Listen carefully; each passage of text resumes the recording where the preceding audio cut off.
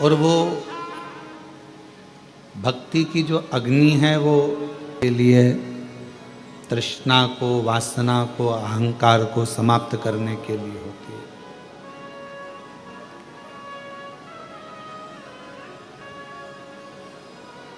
यहां बैठकर आप कंकर शंकर का पूजन करें, 108 बैठकर 108 बार श्री शिवाय नमस्तुभ्यम का जाप करें।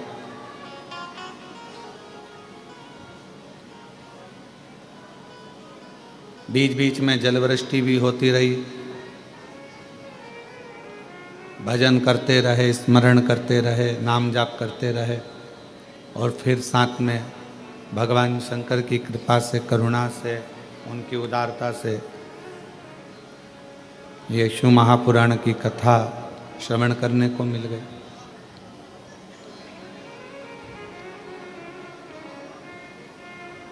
हमारे पूर्व का कोई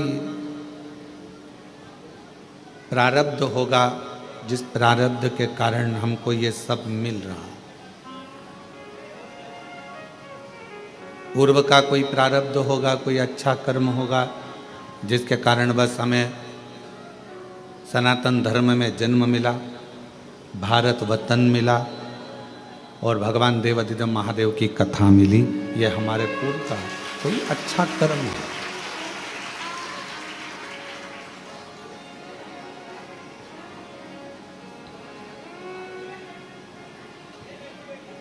दुनिया में कोई सा भी ऐसा धर्म नहीं है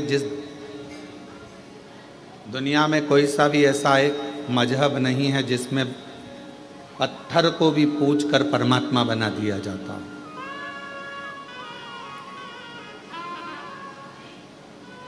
भारत की भूमि पर केवल एक सनातन धर्म ऐसा है, हिंदू धर्म ऐसा है जो एक पत्थर को भी पूज कर परमात्मा बना देते हैं और परमात्मा की आराधना कर लेते हैं।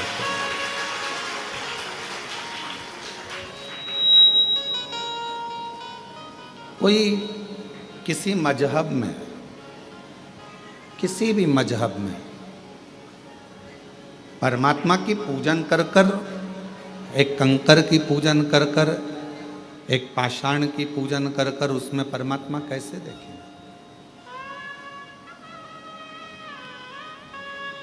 ये बल किसी में भी नहीं।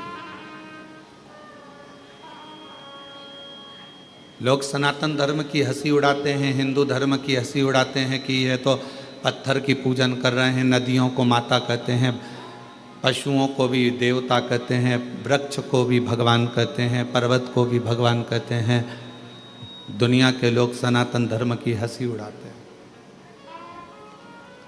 पर दुनिया के लोगों से हम कहें, हंसी ना उड़ाकर आप अपने खुद के मजहब को देखो और हमारे सनातन हिंदू धर्म को देखो।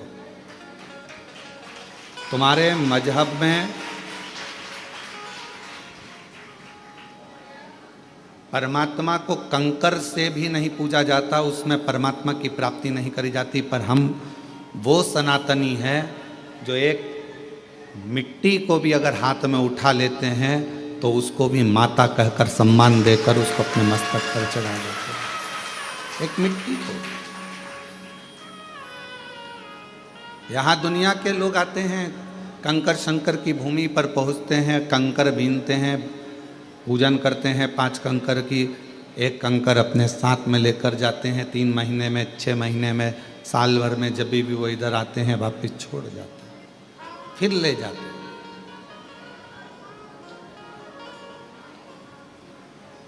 उसमें कोई आपका जो विश्वास है, आपका जो भरोसा है, आपकी जो दृढ़ता है, उस कंकर में शंकर को ढूंढने का प्रयास करते हैं।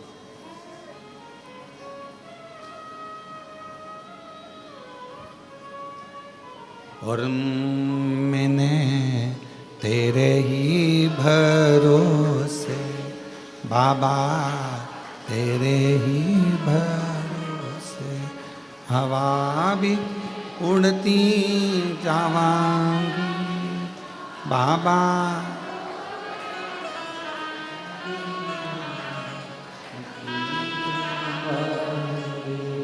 भोले शंभो मैं तेरी हवा बिच उड़ती जावांगी, बाबा डोर हत्तो छड़ी नाम कटी जा, भोले मैं तेरी शंभो मैं तेरी। एक भक्ति की चिंगारी हमारे भीतर है और वह भक्ति की चिंगारी ही हमें परमात्मा से मिलाती है। सब शिव महापुराण को नहीं सुनते, सब शंकर जी के मंदिर नहीं जाते, सब कुबेरेश्वर धाम नहीं आते। कौन शिव महापुराण की कथा सुन रहा है, कौन शंकर जी के मंदिर जा रहा है, कौन कुबेरेश्वर धाम जा रहा है, कौन उज्जैनी, कौन विश्वनाथ जा रहा है, कौन गंगा को नहा रहा है, कौन आराधना कर रहा है, साधना कर रहा है। भगवान ने सबको अपने, जिसके हृदय में भक्ति देकर परमात्मा ने भेजा और थोड़ी सी भी हवा उस भक्ति की चिंगारी पर पड़ी, परमात्मा ने उसको खींचकर कुबेरेश्वर धाम की धरा तक दिया। भगवान ने बुलाया और वो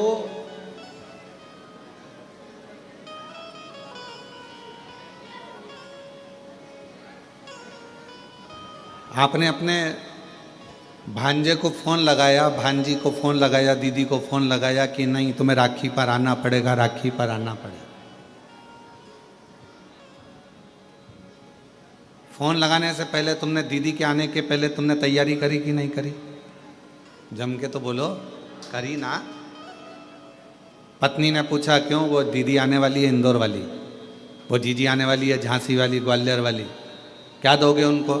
वो दतिया से आएगी, वो वहाँ भोपाल से आएगी, वो इंदौर से, उसको क्या दोगे? मैंने विचार कर लिया है, उसको 1000 रुपये का लिफाफा दे देंगे, भांजा भांजी को 500 रुपये दे देंगे और दामाद आएंगे तो उनको कपड़े दिला देंगे। मैं बाजार ले जाऊंगा, जीन्स टी शर्ट दिला लूँगा, मैं उनको वस्त्र दिला दूंगा।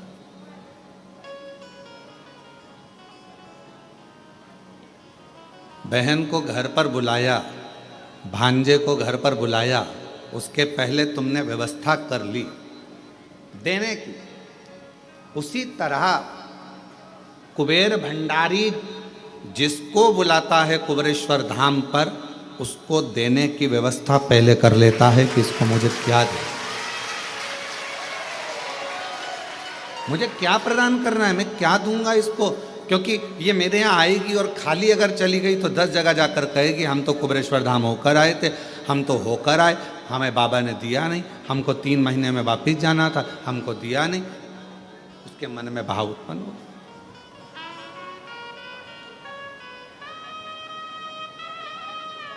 वो व्यवस्था करता है पहले। कितने लोग हैं जो भोपाल से इंदौर निकल जाते हैं पर कुबेरेश्वर धाम अंदर तक नहीं आते, और एक दिन ऐसा आता है कि वो कुबेरेश्वर धाम में अंदर तक आ जाते हैं दर्शन करने के लिए। क्यों? बाबा बुलाता तब ना। और तेरी कृपा बिना ना हिले एक भी अणु, लेते हैं सांस तेरी कृपा से अणु। बखान क्या करूं मैं राखों के ढेर का, चपटी भभूत में खजाना कुबेर का। हे गंगाधर मुक्ति द्वार ओंकार तू, भोले ओंकार तू। आयो शरण तिहार शंभु तारता। उसने व्यवस्था करी तुमको देने की, तो बाहर रोड पे से तुम अंदर आ, तो उसने इशारा करके तुमको अंदर बुलाया। वो अगर व्यवस्था नहीं करता, वो व्यवस्था कुछ करता ही नहीं, तो वो तुम अंदर भी नहीं आते, कर चले जाते।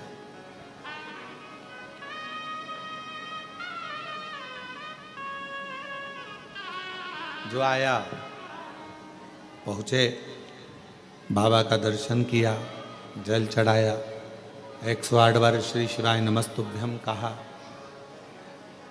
कंकर शंकर पूजन करी, मंत्र जाप किया, नाम जाप किया, स्मरण किया, तो शिव त्रिकालदर्शी कैलाशी अविनाशी भगवान शंकर करुणा क्यों ना करें, कृपा क्यों ना करें।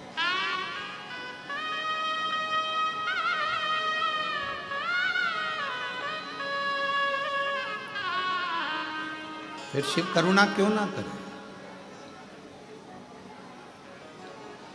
आप कहीं पर भी रहो, जहां तुम्हारी मर्जी पड़े वहां रहिए, घर में, दुकान पर, फैक्ट्री में, मकान में, सर्विस में, नौकरी में, जहां तुम्हारा मर्जी पड़े वहां रहो। कई माताएं कहती हैं, कई भाई कहते हैं कि हम मंदिर नहीं जा पाते क्योंकि हमारी कॉलोनी से मंदिर बहुत दूर है। कई लोग कहते हैं कि हमारी सोसाइटी में मंदिर नहीं है। कोई कहता है हम इतनी बड़ी सिटी में रहते हैं कि वहाँ मंदिर हमारे पास में लगता नहीं। कोई कहता है कि हमारे यहाँ मंदिर तो है पर मंदिर के अंदर जाने नहीं देते।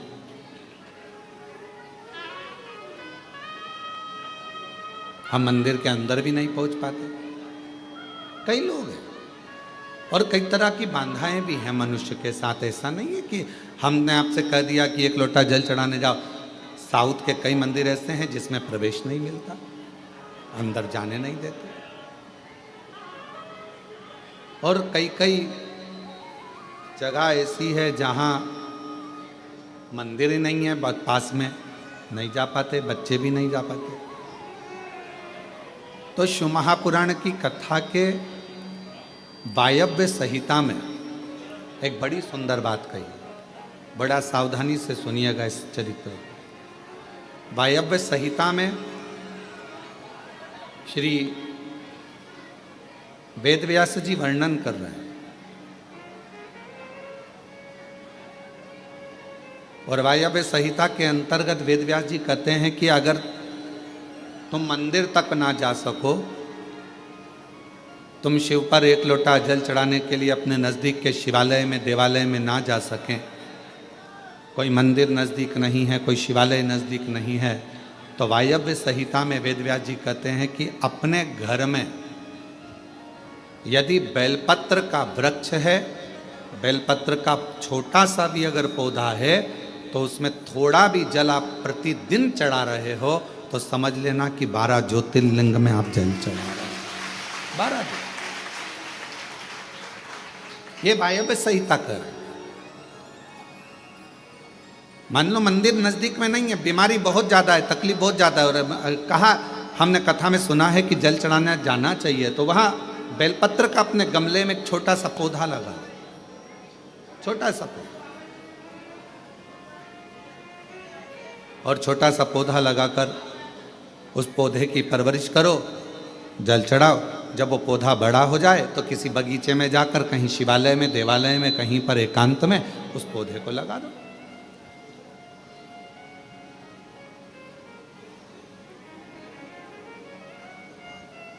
जैसे तुलसा जी को बड़ा कर कर तुलसा जी का मंगल विवाह शालिग्राम जी से होता है, देव उठनी एकादशी पर शालिग्राम बाबा के साथ मंगल विवाह किया जाता है, वैसे ही बेलपत्र के पौधे को बड़ा कर कर उसको भी शिव को समर्पित किया जाता है, भगवान शंकर को समर्पित किया जाता है।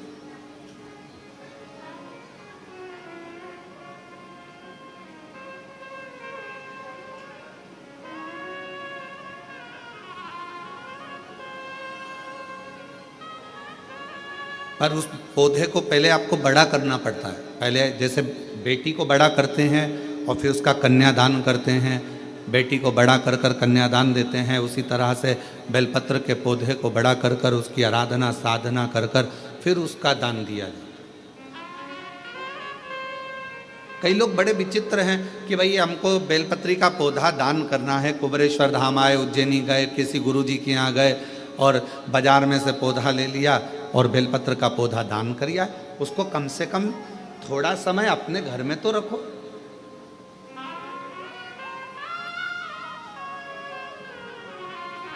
गौदान का नियम मालूम है आपको? कितना लोग जानते हैं गौदान के नियम को?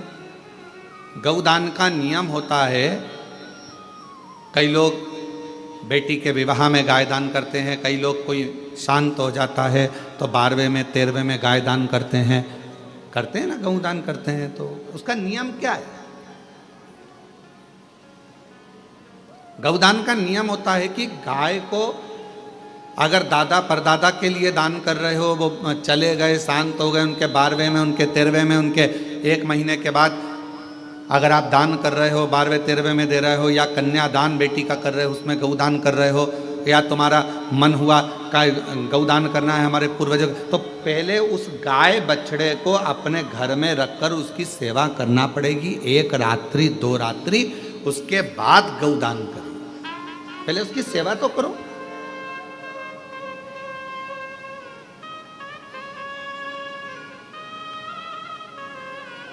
आपने तो डायरेक्ट फोन कर कर कह दिया गाय लिया ना, दान करना है। पंडित जी ने संकल्प छुड़ाया, गाय दरवाजे पर आई और 1 मिनट में संकल्प छूटा। पंडित जी से कहा ले जाओ गाय, लेके जाओ जल्दी से, गाय बछड़ा लेकर जाओ। पंडित जी गाय बछड़ा लेकर चले, ढीले कम करो, गाय बछड़ा पंडित जी लेकर चले। ये श्रेष्ठता नहीं। तुलसा जी का पौधा घर में रखकर उसको पोषित कर कर बड़ा कर कर फिर शालिग्राम भगवान से विवाह कर कर फिर दिया। बेलपत्र का पौधा पहले बड़ा कर कर अपने घर में थोड़ा सा, नहीं ज़्यादा रख सकते तो 8 दिन 7 दिन 5 दिन 15 दिन 20 दिन 1 महीना 2 महीना 4 महीना 6 महीना जितना आपका रख सकते हो रखकर फिर किसी जगह पर लगाए। क्यों? क्या जरूरत है गुरुजी अपने घर में पौधे को रखकर फिर दान करना, अपने घर में पौधे को रखकर फिर कहीं लगवाना, अपने घर में पौधे को पहले परवरिश कर कर फिर कहीं उसको लगवाना? कारण क्या पड़ता है? कारण एक है, वायव्य संहिता शिव महापुराण की कहती है, अगर हमने किसी बेलपत्र के पौधे को अपने घर में रखकर 5 दिन 7 दिन 1 महीना 15 दिन 6 महीना उसको परवरिश करा तो हमारे घर का कितना भी नेगेटिवता, कितनी भी हमारे घर में कुछ भी गंदा हो रहा है, कुछ गलत हो रहा है, कोई गलत हो रहा है, कोई झूठ बोल रहा है, कोई पाप कर्म हो गया हमारे घर में, इस भूमि पर जिसमें हम रहते हैं उस घर में एनर्जी अगर नहीं है तो आपने उस पौधे को अपने घर में रखकर उसका परवरिश कर कर 15 दिन 7 दिन 1 महीना 2 महीना 6 महीना 8 महीना जितना तुम्हारा मन कर जाए, 1 दिन 2 दिन जितना मन कर, उसके बाद पौधे को कहीं लगवा। क्यों? वो हमारे घर का पूरा गलत जो भी विचार होंगे, गलत सोच, गलत विचार, गलत ऊर्जा वो पौधा ग्रहण कर लेता है। बेलपत्र का पौधा अपने अंदर उतार लेता है। बेलपत्र का, और बाद में फिर वो बेलपत्र के पौधे को हम ले जाकर कहीं रोपित कर देते हैं तो उसकी ऊर्जा हमारे घर पर हमेशा रहती है, हमेशा। कैसे? इसके सत्य प्रमाण क्या हो सकता है? तो सत्य प्रमाण का स्मरण करिएगा। एक गाय को 5 दिन 7 दिन 9 दिन 15 दिन अपने दरवाजे से रोटी दीजिए। 9 दिन रोज रोटी दो, 10वें दिन गाय तुम्हारे दरवाजे पर आकर खड़ी हो जाए। बोलो खड़ी होगी कि नहीं होगी? जम के तो बोलो खड़ी होगी ना। गौ माता को तुमने रोटी दिया, अब गाय रोज आकर तुम रोटी खा रहे, 2 दिन 3 दिन 5 दिन तुमने रोटी दिया तो गाय आकर खड़ी हो जाएगी। एक कुत्ता को तुम्हारे दरवाजे पर रोटी देना चालू करो, 8 दिन बाद वो कुत्ता तुम्हारे दरवाजे पर बैठना चालू कर देगा। बोलो सही है कि गलत है? जम के तो बोलो ठीक है। एक पक्षी के लिए 2 दिन 5 दिन 7 दिन अपने घर के छत पर अनाज डालकर देखो, 7 दिन के बाद पक्षी तुम्हारे दरवाजे पर तुम्हारे छत पर आना चालू करेंगे कि नहीं करेंगे? बोलो बोलो जम के बोलो।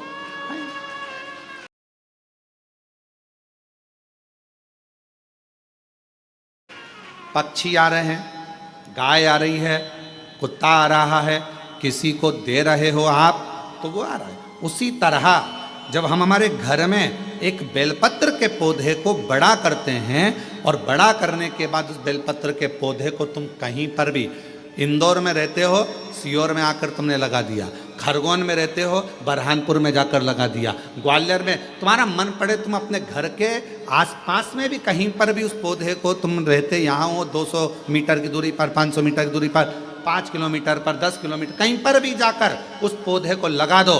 वो पौधा तुम्हारे घर में कितनी भी नेगेटिवता रहेगी, वो पौधा अपने आप तुम्हारे घर की गंदगी को खींचता रहेगा, नेगेटिवता को खींचता रहेगा, कहीं पर भी रहे, किसी भी जगह।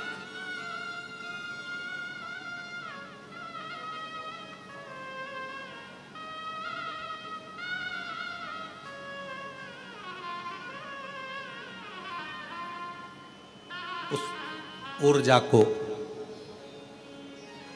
वो पौधा अपने पास की ऊर्जा को देता रहता है, देता है। और सरल भाषा में समझो, वायव्य संहिता को व्यास जी महाराज द्वारा रचित शिव महापुराण की वायव्य संहिता और सरल भाषा में समझो, बेटी को शादी कर दिया, बेटी चली गई अमेरिका, ठीक है। अमेरिका में जाने के बाद, अमेरिका में पहुंचने के बाद बेटी को तुम्हारी याद आ रही कि नहीं आ रही है? जम के बोलो जरा। तुम्हें बेटी की याद आ रही कि नहीं आ रही है? आ रही। याद आ गई तो वो कभी ना कभी तो तुमसे फ़ोन पर बात करेगी, मम्मी कैसी हो, मैं पहुंच गई हूँ, अच्छे से हूँ, अभी कितनी बज रही है तुम्हारे इंडिया में, हमारे यहाँ तो ये टाइम हो रहा है। बेटी से बात करो उसकी, अर्थात वो अपनी ऊर्जा से तुम्हारी ऊर्जा की ओर अग्रणी। अपने घर में रखे हुए बेलपत्र के पौधे को अपन ने जो पाला है, जो अपने पौधे को पोषित किया है, बड़ा किया है, 6 महीना, 2 महीना, 15 दिन, 1 दिन, 8 दिन, जितना भी तुम रखे हो, उसके बाद तुम कहीं पर भी जाकर लगाओगे, तुम्हारे घर का जो गंदगी होगी, जो दुख होगा, जो तकलीफ होगी, वो पौधा उसको खींचते चले जाएगा और अपनी ऊर्जा देता चलेगा, अपनी ऊर्जा। एक बेलपत्र में कितना बल है, कितना, एक बेलपत्र की ऊर्जा में कितना बल है। एक पत्र है, अच्छा है, देखिए,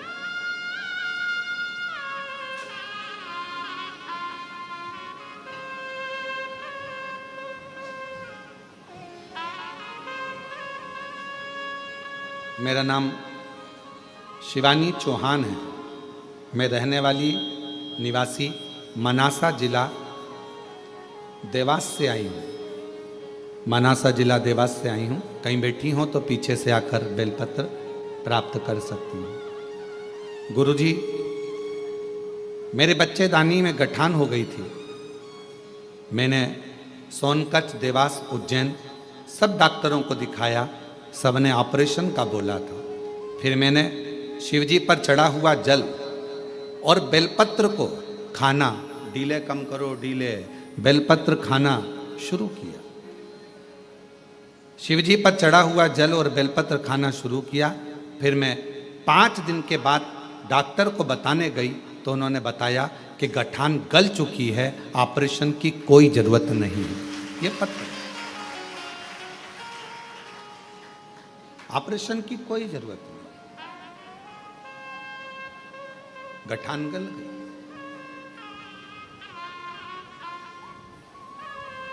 शिव कथा कहती है, शिव महापुराण की कथा कहती है, शिवजी पे चढ़ी हुई, शंकर भगवान पर चढ़ी हुई एक बेलपत्र, आप जब शंकर जी पे चढ़ी हुई बेलपत्र को लेकर अपने घर आते हो, शिवजी पे चढ़ी हुई एक बेलपत्र जब अपने घर पर आती है, भले आपने घर पर लाकर उसे रखा या खाया, 5 मिनट, 2 मिनट, 1 मिनट बेलपत्र लेकर आए, पानी के लोटे में डालकर या जल का पात्र लेकर आए और वो बेलपत्र तुम्हारे घर में पहुंची, 1 मिनट भी अगर शंकर पर चढ़ी हुई बेलपत्र तुम्हारे घर में है तो तुम्हारे घर के हजारों दुख को वो समाप्त कर देती है। एक क्षण के अंदर हजारों।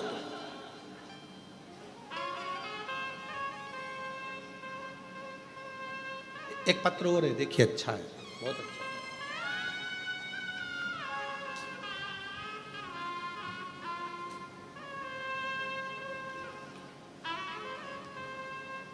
मैं ममता, पति का नाम बंटी, शहर अलीगढ़ में जयगंज की निवासी हूँ। मेरा नाम ममता, पति का नाम बंटी, शहर अलीगढ़ में जयगंज की निवासी हूँ। कहीं बैठी हो तो पीछे से आकर एक बेलपत्र ले सकती हूँ। एक लोटे जल का मैं क्या बखान करूँ।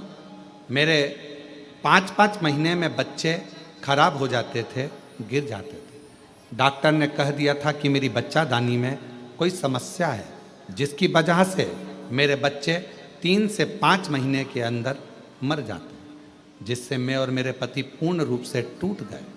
हमारी सब उम्मीदें खत्म हो गई। क्यों?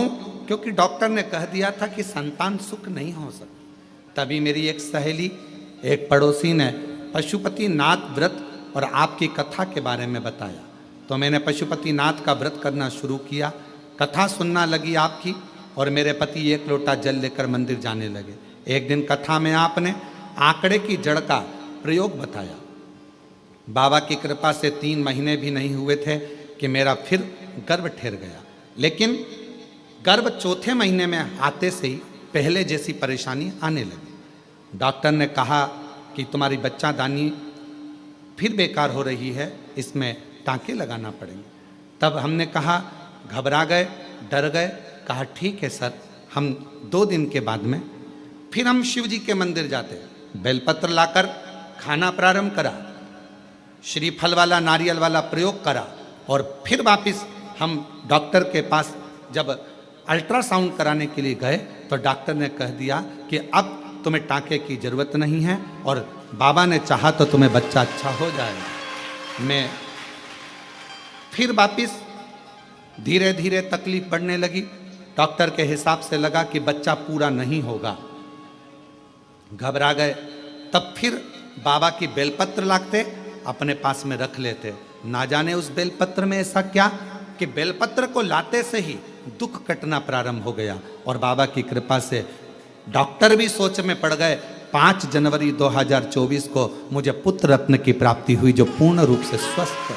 ये एक बेलपत्र के अंदर, एक बेलपत्र के बल कितना आ जाए।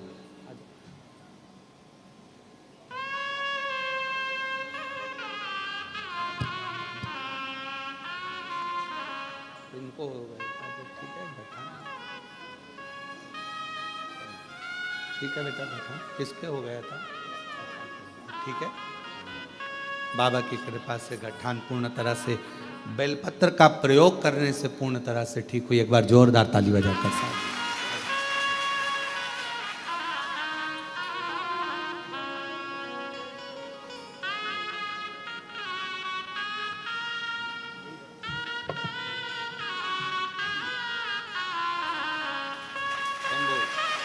एक बार जोरदार ताली बजाकर।